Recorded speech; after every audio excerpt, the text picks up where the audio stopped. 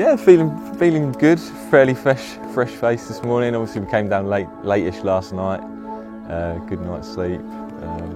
Only one towel though, so I was a bit closer to caddy relationship than I'd have liked this morning. But it was good. Sleep was good. That's the main thing. Yeah, I actually had a pro-am on Thursday and played alright. Shot 6 under and won it. So with a pretty decent back nine, so hopefully carry some of that form into today. Came on Tuesday, and the course was pretty wet actually. It's the wettest I've ever seen it by a long way. But I'd imagine sort of 4 or 5 days of dry weather, it'd be playing a little bit different to now. It was good to see the new hole as well. New hole on the shores, new par 3, so that was worthwhile seeing. And a few new tees and stuff as well, playing a bit longer. But I think probably won't see a lot of those until finals. So it was good. And the R&A was good actually. They sent a lot of info, so we knew what tees we were playing already. So got a pretty good simulation for the course. How's things? Yeah, good mate, we're alright. Good. Good to see you, right? It's an interesting one this year, to be honest, because I assume that because of COVID and stuff, there's not many people from the tour playing in the finals, so there's quite a lot of spots. So I think you kind of make the decision on the fly, really. If you're kind of in and around par-ish, you then have to sort of make that decision as to whether you want to play a little bit more conservative and keep around that number.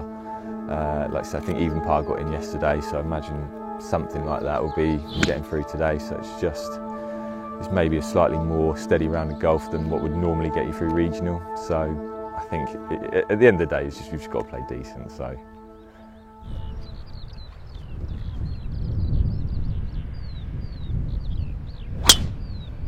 You know, birdie in the first 2 kind of just puts you in a good place for the day. Do you know what I mean? If you're not kind of chasing it early on, you kind of always know that a solid score is going to get you through, but you don't want to take too many kind of undue risks. You know, it's nice to get it under par early, and then you can kind of play a bit more sensible after that, which is kind of what I did really in the end. Really, I wasn't too nervous, to be fair. It was one of those where I played regional qualifier for, I don't know, it makes me feel like probably like 12 years now. So I've played for quite a while. So obviously a little bit nervous, but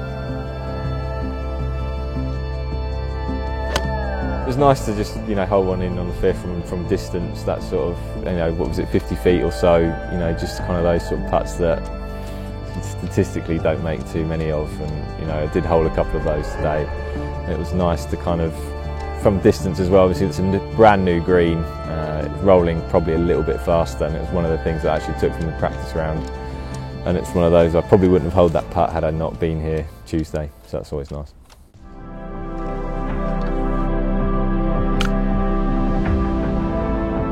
Around the turn of the front nine, the end of the front nine was kind of where my round, you know, it could have gone one way or the other. It felt like I was in bad positions on a couple of holes. It's kind of very typical of links golf. A couple of fairway bunkers, terrible positions, and managed to kind of get through that gap, or get through those 6, 7, 8, 9. Could have very easily been 3 bogeys, and to have gone through that stretch with only dropping 1 shot, kind of saved my round potentially. So.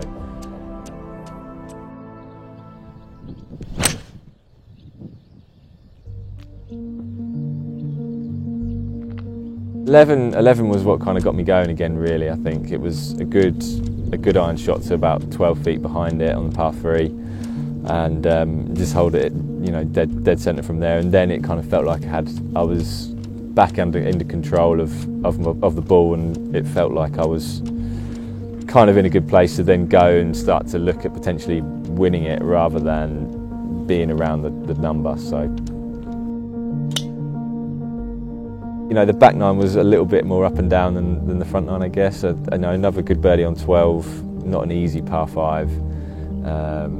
Kind of the out of bounds always down the right is kind of a lot closer than what you think. So to make a nice solid birdie there, I actually thought I'd hold the eagle putt. I don't think I've ever done a reaction like that before, and it's on camera, so I'm sure I'll take some stick from that with a few of my mates. I'm not sure what happened. I think the club ended up in between my legs at some point. So.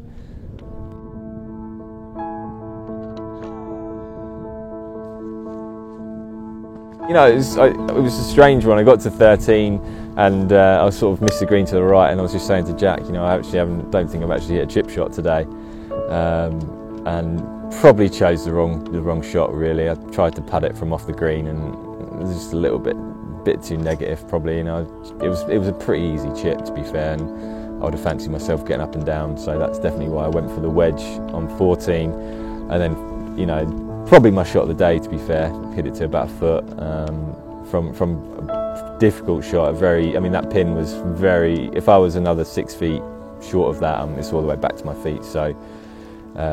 You know, we were pretty chuffed with that chip shot when we were walking off that green with a 4. Yeah, you know, it was kind of a very similar shot to what I had on 14 really. Little bump and run up the slope. It's one of those playing at Felixstowe, playing a lot more links golf these days. It's sort of a shot that I feel it's a strange one. One I wouldn't have played too much before, but now I play it quite regularly really. A little bump and run shot, quite a linksy shot, and to pull it off is quite nice. I did have a little look, but not. I didn't sort of scope it out. It's far too early really to be looking at that. I did just look, but I think my name was coming down anyway after the bogey. So yeah, I tend to have a little look, but not a huge look. Coming down 16, me and Jack was saying, you know, it'd be at 4 under, it'd be nice to get one more in the last 3 and post 5, and then, you know, you kind of feel like that's a score that somebody has to go and beat. You know, to shoot 6 under in those conditions from those tees is not going to be easy. So we felt like that had a pretty good chance to win. So after birdie in 16, holding a pretty long putt, and then giving one straight back on 17, you know, obviously you're annoyed, but. You know, not to the point where it's sort of stressful. You know, you're probably going to make it, but to hold that putting on the last was just lovely. Like, nice way to finish.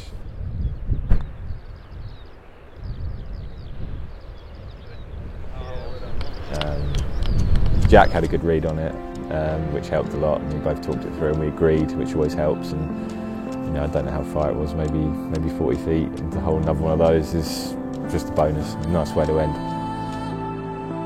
It's great to have Jack on the bag really, because you know, it's quite a long, you know, I don't know how long we were out there, maybe 4.5 at least, maybe nearly 5 hours, and to have someone else on your, you know, essentially on your team. It's nice to chat to your playing partners, but you know, they've got their own games to worry about, whereas, you know, we kind of, obviously we're sort of best mates really, so it's so much of it is you're only hitting shots for maybe 15 minutes of that 5 hours. So to kind of have someone in between to kind of bounce off, and you know, obviously I use Jack for a lot of reads and clubs and stuff today, so yeah, he helps out a lot. I'm glad he's with me at finals as well.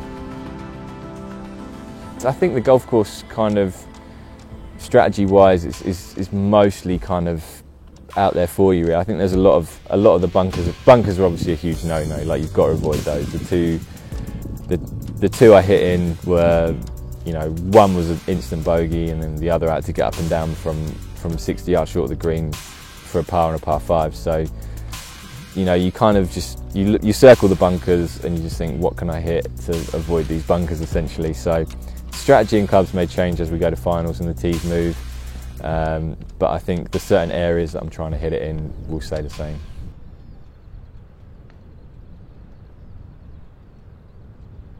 I'm excited about finals. Obviously, it's anybody's game. Obviously, only 3 spots or whatever it is. You've got to go and play great golf. Like there's no two ways to look at it.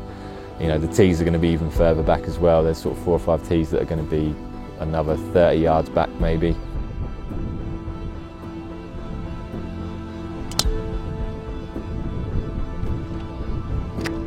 I'm actually meant to be working in the shop tomorrow, so I may try and get it off if I can. That'd be ideal if I could, and I can come up and play practice and see some of the new tees which I haven't actually seen yet, and then just have a good night's rest and not, you know, 36 holes is a long grind out there, especially if it's going to be windy and a tough course. So try not to expand too much energy. Obviously, if I'm playing fairly solid, so you know, I've just got to go and do what I did today, hold some putts again, and you know, could be me, why not?